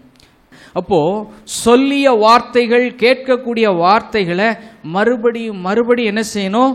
ஆமாம், கேட்டு அதை செய்யணும். அதை ஒவ்வொரு காரியத்திலையும் செய்யணும். நீங்கள் ஒரு கவர்மெண்ட் ஜாபில் இருக்கிறீங்க, ஒரு சவால் வருது. அந்த சூழ்நிலையில் நீங்கள் என்ன யோசிக்கணும்னா, போன சண்டே கர்த்தர் என்ன பேசினார், என்ன வார்த்தையை கொடுத்தார், கொஞ்சம் யோசித்து பாருங்கள். சரியா? அதை யோசித்து பாருங்கள். ஆண்டவர் அங்கேயே ஒரு சொல்யூஷனை வச்சிருப்பார். அவர் சொல்லிய வார்த்தையின்படி நம்ம செய்யும் பொழுது அதை யாருக்கு ஒப்பிட்டு சொல்கிறார் என்றால் கன்மலை. ஹல்லேலூயா. கன்மலை என்றால் ஒரு பெரிய கற்பாறை, ரொம்ப ஸ்ட்ராங்கான உறுதியான அஸ்திபாரம் போடப்பட்ட ஒரு இடம் தான் கன்மலை. ஸ்தோத்திரம். மண்ணில் கட்டக்கூடிய சில ஆட்கள் இருக்கிறாங்க, அவங்களாம் ஏனோ தானோன்னு வாழக்கூடிய ஆட்கள். ஆனால் கன்மலையில் கட்டக்கூடிய ஆட்கள் எப்படிப்பட்ட ஆட்கள்னா, சொல்லக்கூடிய வார்த்தைகள் அப்படியே கவனித்து ரிசீவ் பண்ணி 100 மடங்கு பலன் கொடுக்குறவங்க. ஹல்லேலூயா. ஸ்தோத்திரம். அருமையான தேவனுடைய பிள்ளைகளே, ஒவ்வொரு வாரமும் கொடுக்கப்படக்கூடிய சத்தியம் பர்சனலாக தனிப்பட்ட முறையில் ஒவ்வொருவருக்கான வார்த்தை வந்துட்டே இருக்கும். அதை என்ன செய்யணும்? கவனமாக எடுத்துக்கொள்ள வேண்டும். மூன்றாவதாக எப்படி கட்டணும்னா, இந்த இதை ஆண்டவர் தான் எனக்கு உணர்த்தினார். Build your home with God and for God. எப்படி நம்முடைய குடும்பத்தை கட்டணும், நம்முடைய வீட்டை கட்டணும்? தேவனோடு இணைந்து கட்டணும், தேவனுக்காக கட்டணும். புரிஞ்சவங்க ஆமேன்னு சொல்லுங்கள். நீங்கள் பிரசங்கியின் புஸ்தகம் வாசிக்கும் பொழுது அங்கே போடப்பட்டிருக்கும், முப்பரி நூல் என்ன செய்யாது? ஆமாம், பிரேக் ஆகவே ஆகாது. சரியா? என்ன செய்யாது? பிரேக் ஆகாது. ஐயோ இப்போ பிரச்சனை நடந்துருமோ, பிரச்சனை நடந்துருமோ அப்படின்லாம் யோசிக்காதீங்க. முப்பரி நூல் என்ன செய்யாது? சீக்கிரத்தில் அருந்தே போகாது. ஆக நீங்கள் உங்களுடைய வாழ்க்கை துணை, ஹஸ்பண்ட் ஒய்ஃப், கணவன் மனைவி, தேவனோடு இணைந்து கட்டக்கூடிய ஒரு அனுபவம் இருக்கணும். ஒவ்வொன்றிலையும் ஆண்டவர் தான் பிரதானமாக மேன்மையாக இருக்கணும். சரியா?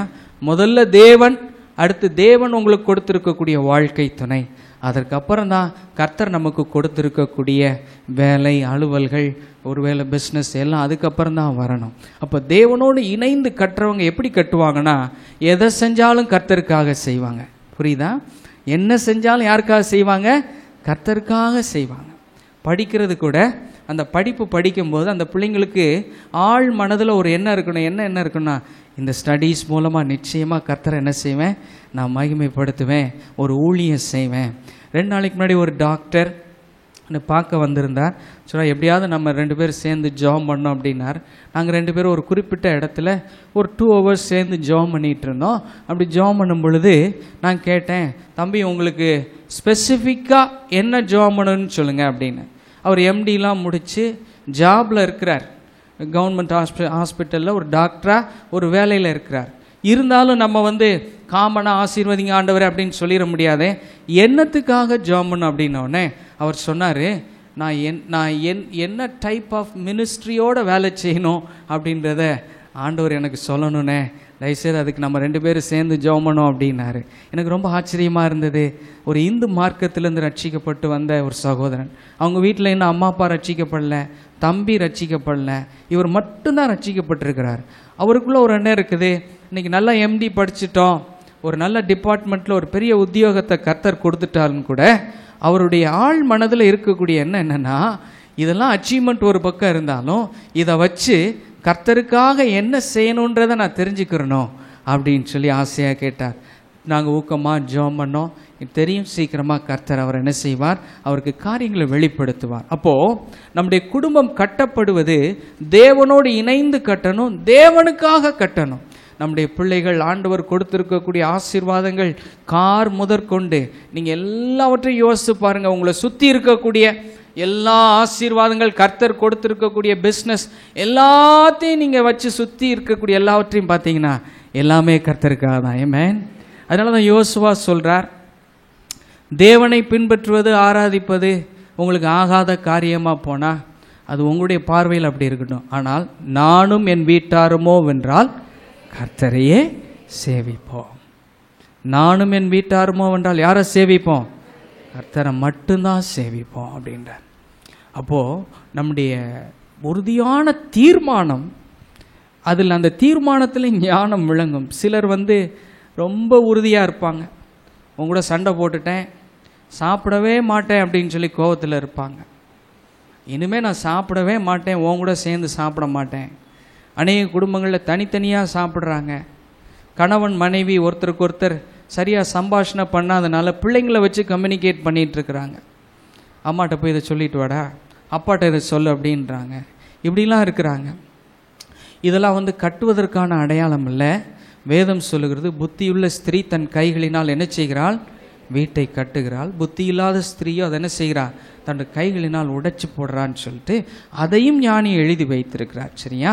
அப்போது தேவனோடு இணைந்து எல்லாவற்றையும் தேவனுக்காக செய்கிறோன்னு வந்துட்டிங்கன்னா, இந்த டிஃப்ரென்ஸ் ஆஃப் ஒப்பீனியன், அபிப்பிராய பிரேதங்கள், இந்த மிஸ் அண்டர்ஸ்டாண்டிங்லாம் வருது பார்த்தீங்களா, அதெல்லாம் ஈஸியாக ஓவர் கம் பண்ணிடலாம். ஸ்தோத்திரம்.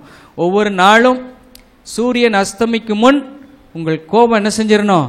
தணிஞ்சிடணும். ஏன்னா பிசாசுக்கு இடம் கொடாதிருங்கள் அப்படின்னு சொல்லியிருக்கிறார். நைட்டுக்குள்ளே எல்லாரும் சேர்ந்து குடும்ப ஜெபம் பண்ணி அப்புறம்தான் படுக்கைக்கு போகணும், சமாதானத்தோடு இளைப்பாரணும். புரிஞ்சவங்க ஒரு ஆமேன்னு சொல்லுங்கள். அதைத்தான் எபேசியரில் அப்போஸ்தலனாகிய பவுல் சொல்லுகிறார், உங்களுடைய கோபம் கொண்டாலும் பாவம் செய்யாதிருங்கள், சூரியன் அஸ்தமிக்கு முன் என்ன செஞ்சிடணும்? கோபம்லாம் குறைஞ்சிரும், எரிச்சல்லாம் தணிஞ்சு போயிடணும் அப்படின்னு சொல்கிறார். அந்த டேயோட முடிச்சிடணும், அது ப்ரொலாங் ஆகி போயிட்டு இருக்கக்கூடாது அப்படின்றார். அப்போ வீடு ஞானத்தினால கட்டப்படணும் அப்படின்னா தேவனுக்காக தேவனோடு இணைந்து என்ன செய்யணும்? கட்ட வேண்டிய அவசியமாக இருக்கிறது. ஸ்தோத்திரம். இப்போ இந்த ஞானத்தை பெற்றுக்கொள்வது எப்படி, அதை மாத்திரம் நான் குயிக்காக சொல்லிடுறேன். இதை எப்படி பெற்றுக்கிறது? ஏதாவது டிப்ஸ் இருக்குதா, ஏதாவது வச்சு நம்ம பெற்றுக்கொள்ளாமா அப்படின்னு கேட்டிங்கன்னா, வேதம் சொல்லுகிறபடி 3 விஷயந்தான். மத்தேயு 7:7 வாசித்து பார்த்தீங்கன்னா அங்கே போடப்பட்டிருக்கும், கேளுங்கள் கொடுக்கப்படும், தேடுங்கள் கண்டடைவீர்கள், தட்டுங்கள் திறக்கப்படும். அப்போது ரொம்ப ஈஸியாக ஆண்டவர் சொல்லிட்டார், ஆஸ்க், சீக் அண்ட் நாக் அப்படின்னு சொல்லிட்டார். 2 நாளாகமம் 1வது அதிகாரம் தானே, அதில் பார்க்கும் பொழுது புதிதாய் சாலமோன் என்ன செய்கிறார், அரியணைக்கு ஆட்சிக்கு வர்றார். அவருடைய அப்பா காலம் முடிஞ்சு சாலமோன் வர்றார். சாலமோன் வந்த உடனே அவருக்கு முன்பதாக ஒரு பெரிய பொறுப்பு இருக்குது. அந்த பொறுப்பை பார்த்துட்ருக்கிறார்.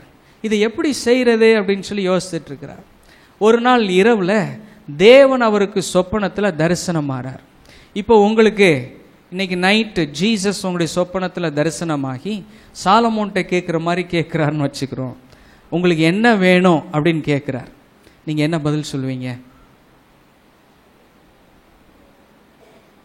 ஒரு 10 செகண்ட் டைம் தரேன், யோசிச்சு பாருங்கள். என்ன பதில் சொல்லுவீங்க? எப்படியாவது ஒரு வீடு வாங்கிடணும் ஆண்டவரே, எப்படியாவது ஒரு நல்ல கார் வாங்கிடணும் ஆண்டவரே. இல்லை, நம்முடைய எண்ணங்கள் ஓடுமா இல்லையா?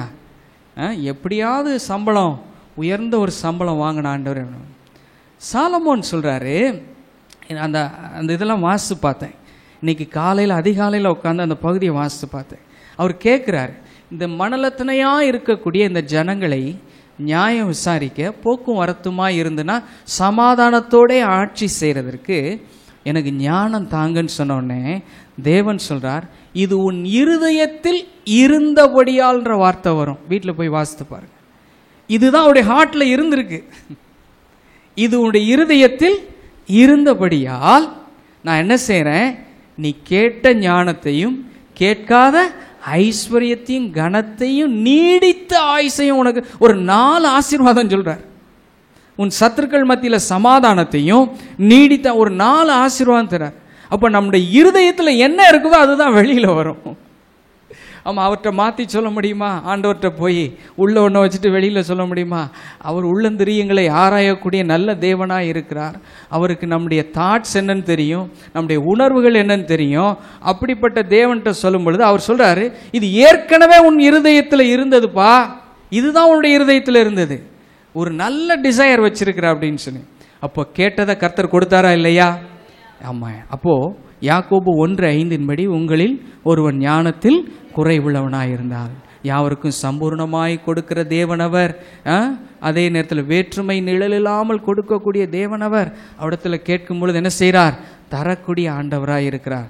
இன்னையிலிருந்து நம்ம கேட்கணும். நம்முடைய ஜெபத்தில் ஒரு ஜெபம், காலையில் நீங்கள் உங்களுடைய ஆஃபீஸ் போகிறதுக்கு முன்னாடி இல்லை அதிகாலை ஜெபத்தில் என்ன செய்யுங்க, ஆண்டவரை பார்த்து சொல்லக்கூடிய ஒரு விஷயம் என்னென்னா, இன்னைக்கான காரியங்களை செய்ய உங்களுடைய ஞானம் வெளிப்படட்டும். ஸ்தோத்திரம். எல்லாரும் கைகளை உயர்த்தி சொல்லுவோமா? இன்றைக்கான காரியங்களை செய்ய உங்களுடைய ஞானம் வெளிப்படட்டும் ஆண்டவரே. அது சின்ன விஷயமா இருக்கலாம், பெரிய விஷயமா இருக்கலாம், தூர பிரயாணமாக இருக்கலாம், எதுவாக இருந்தாலும் இன்றைக்கு நான் செய்ய வேண்டிய காரியத்திற்கு தேவையான ஞானம் எங்களுடைய குடும்பத்தில் வெளிப்படட்டும். ஹல்லேலூயா, ஹல்லேலூயா. 2வது சீக் என்று சொல்லப்பட்டிருக்கு, தேடுங்கள் என்று சொல்லப்பட்டிருக்கு. நீதிமொழிகள் 8:16-17 எடுங்க, அங்கே போடப்பட்டிருக்கும். இங்கிலீஷ்லேயும் அந்த வசனத்தை வாசித்து உங்களுக்கு தமிழ்லையும் சொல்கிறேன். நீதிமொழிகள் 8 முழுவதும் ஞானத்தை குறித்தே இருக்கிறது. ஆமாம், அந்த வசனத்தை வாசிப்போம். 16-17 வாசிங்க. அதிகாலையில் என்னை தேடுகிறவர்கள், அப்படி தானே இருக்குது. இங்கிலீஷில் உங்களுக்கு வாசிக்கிற அந்த வசனத்தை உங்களுக்கு ஆசீர்வாதமாக இருக்கும். 17வது வசனமாக நியூ லிவிங் டிரான்ஸ்லேஷனில் இருக்குது. I love all who love me, those who search will surely find me அப்படின்னு இருக்குது. அப்படின்னா என்னை நேசிக்கிறவங்களை எல்லாரையும் நான் நேசிக்கிறேன்னு சொல்லிட்டு என்னை தேடுறவங்க கண்டிப்பாக என்னை கண்டடைவாங்க. surely they will find meன்றார். கையில் வச்சு அல்லேலூயா சொல்லுவோம். என்ன ஆச்சரியமா இருக்கு பாருங்க, நிச்சயமாக கண்டடைவாங்க அப்படின்றார். அப்போது ஒவ்வொரு காரியத்தில் நீங்கள் ஞானத்தை தேடும் பொழுது ஞானமாகிய கிறிஸ்து நமக்கு வெளிப்படுவார். நீங்கள் மத்தேயு 12 நினைக்கிறேன், அங்கே சொல்லப்பட்டிருக்கும், சாலமோனிலும் பெரியவர் என்று அவரை குறித்து சொல்லப்பட்டிருக்கு. நமக்குள்ளே இருக்கிறார். ஏமேன். சாலமோனிலும் பெரியவர் நமக்குள்ளே இருக்கிறார்.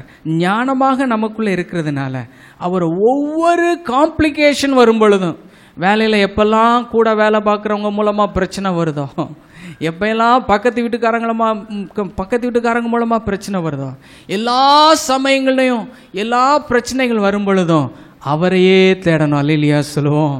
முதல்ல யாரை தான் தேடணும்? அவரை தேடணும். நம்முடைய நண்பர்கள் இருக்கிறாங்க, நமக்கு தெரிஞ்ச எத்தனையோ பேர் இருக்கிறாங்க. ஃபோன் பண்ணால் 10 பேர் வந்துடுவாங்க, 20 பேர் வந்துடுவாங்க. எல்லாம் உண்மையாக இருக்கலாம். ஆனால் எல்லாத்துக்கும் மேலே அவரை தேடினா அங்கே சொல்யூஷனை கொடுத்துருவார். ஹல்லேலூயா, ஸ்தோத்திரம், ஹல்லேலூயா. நமக்கு ஜனங்கள் வேண்டான்னு சொல்லலை. நான் எப்பயுமே சொல்லுவேன், ஃபஸ்ட்டு நீங்கள் அவரை தேடிட்டீங்கன்னா யார் மூலமாக உங்களுக்கு காரியங்கள் நடக்கணுமோ அந்த பர்டிகுலர் பர்சனையும் கொண்டு வந்துடுவார். ஆமென். அந்த ஆளையே கர்த்தர் என்ன செஞ்சிருவார்? கொண்டு வந்துடுவார். அதுதான் ரொம்ப முக்கியம். அதான விஸ்டம். 10 பேரை வச்சுட்டு யார் மூலமாக காரியத்தை செய்யணும்னு யோசிக்கிறத விட நீங்கள் அவரை தேடிட்டீங்கன்னா ஸ்பெசிஃபிக்காக யார் மூலமாக காரியத்தை முடிக்கணுமோ அந்த நபரையே என்ன செஞ்சிருவார்? கொண்டு வந்து கர்த்தர் அற்புதங்களை செய்வார். ஆஸ்க், சீக், அப்புறம் ஞானத்தை பெற்றுக்கொள்ள என்ன செய்யுங்க? தேடுங்கள், கேளுங்கள், அப்புறம் தட்டுங்கள் என்று போடப்பட்டிருக்கு. ஜெபத்தில் அடிக்கொரு முறை ஜெபம் பண்ண, ஆண்டவரே நானும் என் பிள்ளைங்களுடைய சந்ததியும் உங்களுடைய வருகை மட்டும் ஞானமாய் நடந்து கொள்ளணும். இந்த பொல்லாத உலகத்தில் கோணலும் மாறுபாடுமான சந்ததி ஜீவிக்கக்கூடிய இந்த உலகத்தில் ஜீவ வசனத்தை பிடித்து கொண்டு சுடர்களைப் போல பிரகாசிக்கணும்னா ஞானமாக ஒவ்வொரு காரியத்திலையும் செய்யணும்.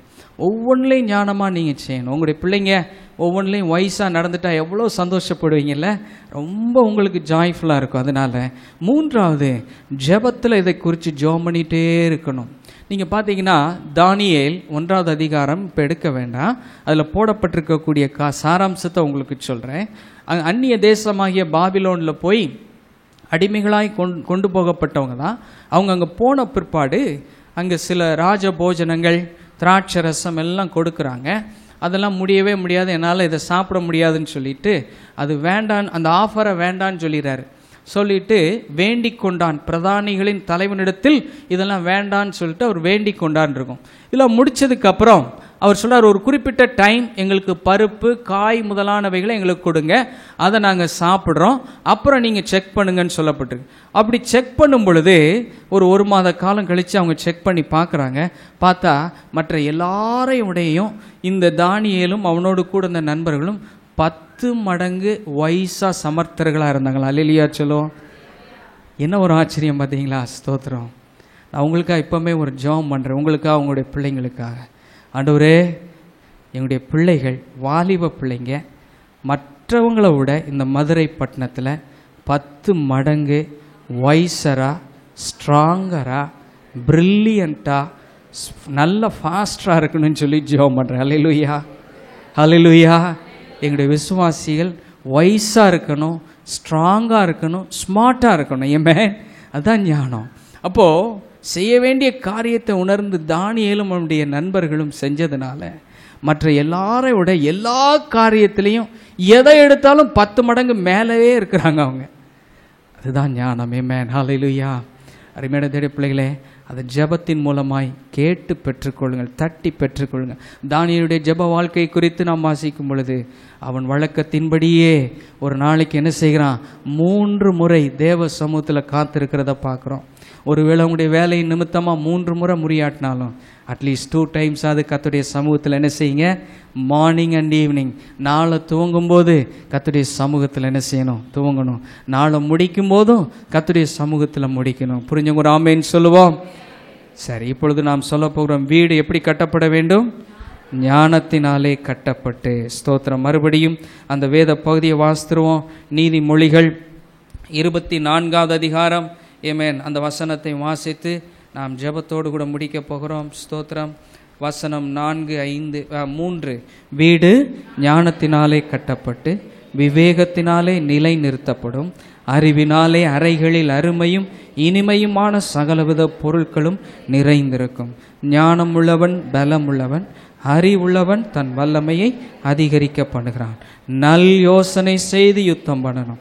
ஆலோசனைக்காரர் அநேகரால் ஜெயம் கிடைக்கும். கர்த்தர் நம்முடைய வாழ்க்கையில் நல்ல ஒரு சர்ச்சை கொடுத்துருக்கிறதுனால ஆமென், அவருடைய வார்த்தையின் மூலமாய் ஆலோசனைகள் வரும். தேவனுடைய ஊழியர்கள் மூலமாக என்ன வரும்? ஆலோசனை வரும். நல் யோசனை செய்து அநேக ஆலோசனைக்காரர்கள் சொல்லக்கூடிய சரியான ஆலோசனைகளை எடுத்துக்கொண்டு ஜெயம் எடுப்போம். கர்த்தர் தாமே உங்களை ஆசீர்வதிப்பாராக. ஆமேன். ஹல்லேலூயா. கர்த்தர் கொடுத்த வார்த்தைக்காக ஸ்தோத்திரம் பண்ணி ஜெபம் பண்ணுவோம். ஆண்டவர் கொடுத்த வார்த்தைக்காக ஸ்தோத்திரம் பண்ணுவோம். ஆண்டவரே, எனக்கு கொடுத்துருக்கக்கூடிய முக்கியமான பொறுப்பு பில்டிங் த ஹவுஸ். ஆமென். நான் என்ன செய்யணும்? எனக்கு கொடுக்கப்பட்டிருக்க குடும்பத்தை கட்டி எழுப்பணும். ஆண்டவரே, உடைய ராஜ்யத்தை கட்டி எழுப்பணும். இன்னைக்கு கர்த்தர் உங்களோடு பேசியிருக்கிறார்னு விசுவாசிக்கிறேன்.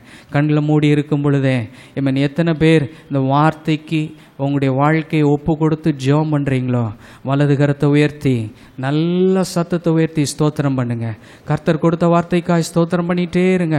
நல்லா ஸ்தோத்திரம் பண்ணும் பிரதர். நல்லா கொஞ்சம் சத்தத்தை உயர்த்தி ஸ்தோத்திரம் பண்ணுங்க. ஆண்டவரே, இன்னையிலிருந்து பில்டிங் தான். எந்த ஒரு காரணத்தை கொண்டு எதையும் பிரேக் பண்ண மாட்டேன். சில சமயங்களில் வீட்டில் பொருட்களை உடைக்கிறீங்களா? இன்னைக்கு தேவனுடைய சமூகத்தில் ஒப்பு கொடுத்து ஜெபம் பண்ணுங்க. எந்த ஒரு காரணத்தை கொண்டும் என்னுடைய நிதானத்தை இழந்து எதையுமே உடைச்சிட மாட்டேன். மனைவியோட இருதயத்தை உடைக்க மாட்டேன். பொருட்களை உடைக்க மாட்டேன். சேதம் உண்டாக்க மாட்டேன். காரணம், வல்லமையின் ஆவியானவர் என்னை கட்டுப்படுத்தி நடத்துகிறார். என்னை கண்ட்ரோல் பண்ணி நடத்துகிறார். இவன் நல்ல ஸ்தோத்திரம் பண்ணுவோம். ஸ்தோத்திரம் ஆண்டவரே. நன்றி ஆண்டவரே, நன்றி ஆண்டவரே, நன்றி ஆண்டவரே. கர்த்தர் நம்மோடு கூட நம் வாழ்க்கையில் ஞானத்தின் அவசியத்தை குறித்து ஆண்டவர் பேசினார். இல்லை, ஞானமாய் நாம செயல்பட வேண்டும். ஞானத்தினால் வீடு கட்டப்படுகிறது. ஆமென். ஸ்தோத்திரம். சிலர் உங்கள் லைஃப்பில் ஞானம் எனக்கு வேணும் அப்படின்னு முதல்ல அந்த தேவையை உணரணும். இல்லை, அந்த சாலமோன் உணர்ந்தான்.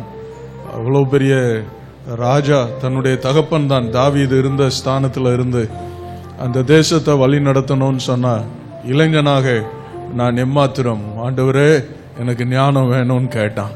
கர்த்தர் கேட்டதையும் கொடுத்தார், அதற்கு மேலையும் ஆண்டவர் கொடுத்தார். கரங்களை உயர்த்தி பாஸ்ட் நம்ம ஜெபிக்க, seek, hallelujah, ask, seek and knock. Amen. Hallelujah. Amen. நாங்கள் தேடுறோம், கேட்குறோம். ஆண்டவரே, ஞானத்தை தாங்கப்பா, ஞானத்தை தாங்க ஆண்டவரே. Hallelujah, hallelujah, praise the lord. சிலர் ஞானம் இல்லாமல் நடக்கிறதுனால சில பெர்மனன்ட் டேமேஜஸ் ஆயிடுது. அவ்வளோதான், இனிமேல் திரும்ப வாழ்க்கையை கட்டி எழுப்பவே முடியாதுங்கிற அளவுக்கு உள்ள டேமேஜ் ஆயிடுது. ஆனால் தேவனால கூடாத காரியம் ஒன்றும் இல்லை. ஒருவேளை உங்களே நீங்கள் நொந்து கொண்டு இருப்பீங்கன்னு சொன்னால், நான் புத்தி இல்லாமல் நடந்துட்டேன், நான் ஞானம் இல்லாமல் பேசிட்டேன், என் லைஃப் இப்படி ஆயிடுச்சேன்னு சொல்லி ஆண்டவர்கிட்ட அறிக்கை செய்யுங்க. Still there is hope. கர்த்தர் உங்களுக்கு இன்னும் உங்களுக்கு உதவி செய்ய அவர் போதுமானவராக இருக்கிறார். மனுஷரால கூடாததான், தேவனால கூடாத காரியம் ஒன்றும் இல்லை. God is a God of second chances. ஆண்டவர் ஒரு சான்ஸோட முடிச்சிடுறவர் இல்லை. ஸ்தோத்திரம். மனுஷன் முடிவு கட்டிடுவான், ஆனால் ஆண்டவர் அவரிடத்துல திரும்புகிறவர்களுக்கு அவரை நோக்கி பார்க்கும் பொழுது கர்த்தர் இரண்டாவது சந்தர்ப்பங்களை கர்த்தர் தருகிறார்.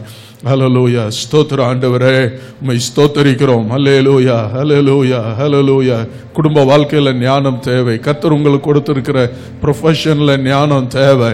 சிலர் நினைக்கலாம், ஏன் தான் வேலை செய்கிற இடத்துல இப்படி திட்டு வாங்குறேனோ தெரியலையே அப்படின்னு நினைக்கலாம். சதா திட்டுறாங்களே, இந்த மேனேஜர் திட்டுறார், இந்த ஆள் திட்டுறார். என்ன? ஆண்டவர்கிட்ட கேளுங்க, எனக்கு ஞானத்தை தாங்க ஆண்டவரே. படிச்சிருக்கிறேன், திறமை இருக்கு, அறிவு இருக்கு, ஆனால் எப்படி எதை என்ன விதத்தில் என்ன செய்யணும், எப்படி பேசணும் அப்படிங்கிற எனக்கு ஞானம் இல்லை ஆண்டவரே. நான் திட்டு வாங்குற ஆண்டவரே. வேலை செய்கிற இடத்துல, படிக்கிற இடத்துல திட்டு வாங்க வேண்டி இருக்கு ஆண்டவரே. தலையில் கையை வச்சு ஜெபம் பண்ணுங்களா. ஆண்டவரே, என்ன விதத்தில் என்ன காரியங்களில் உங்கள் லைஃப்பில் எந்த பகுதியில் ஞானம் வேணுமோ ஆண்டவர்கிட்ட கேளுங்க. ஞானம் தாரும் ஆண்டவரே. Amen. Praise the lord. Hallelujah. ராதா ரபா ஷபலா கதரா பலா பரபா. ஹல்லேலூயா, ஹல்லேலூயா. பரிசுத்த ஆவியானவரை குறித்து சொல்லி இருக்கிறது, அவர் ஞானத்தையும் உணர்வையும் அருளும் ஆவியானவர். ஞானத்தை அருளுகிற ஆவியானவர். ஒரு நிமிஷம் அந்நிய பாஷையில் பேசும்படி கேட்கிறேன். ஹல்லேலூயா. அபிஷேகம் பெற்ற தேவ பிள்ளைகள் எல்லாரும் ராதா ராபா காராபா ரபா காலா ரபா, அந்த ஞானத்தின் ஆவியானவர் உங்கள் மேலே கடந்து வருவாராக. Praise the lord. ராதா ரபா காலா லமா மான ரபா லா கதி ஷபலா பரபா. Hallelujah, hallelujah, hallelujah. Oh Radha Dharma Mana Rabba Kihandala Rabba Barakaratu Shabala Rabba Mama Mana Rabba Lagaragadula Rabba Shabibi Barabala Kataraba. இந்த இடத்துல இருக்கிற ஒவ்வொருவரையும் ஆண்டவரே அவங்க வாழ்க்கையின் அவசியமான அந்த ஞானத்தினால் நிரப்புவீராக என்று ஜெபிக்கிறோம். ஆமென். தொழில் சார்ந்த ஞானம், அறிவு சார்ந்த ஆண்டவரே, படிப்பு சார்ந்த ஞானம், ஆண்டவரே குடும்ப வாழ்க்கை சார்ந்த ஞானம். ஹல்லேலூயா. ஆண்டவரே உறவுகளை பலப்படுத்துவதற்கு தேவையான ஞானம். அல்லேலூயா. ஸ்தோத்திரம் ஆண்டவரே. சரியான தீர்மானங்களை எடுப்பதற்குரிய ஞானம். அல்லேலூயா. ஸ்தோத்திரம் ஸ்தோத்திரம். இந்த ஞானத்தினால் உம்முடைய பிள்ளைகளை நிரப்புங்க ஆண்டவரே, நிரப்புங்க. இயேசுவின் நாமத்தில் ஜெபிக்கிறோம் பிதாவே. ஆமென்.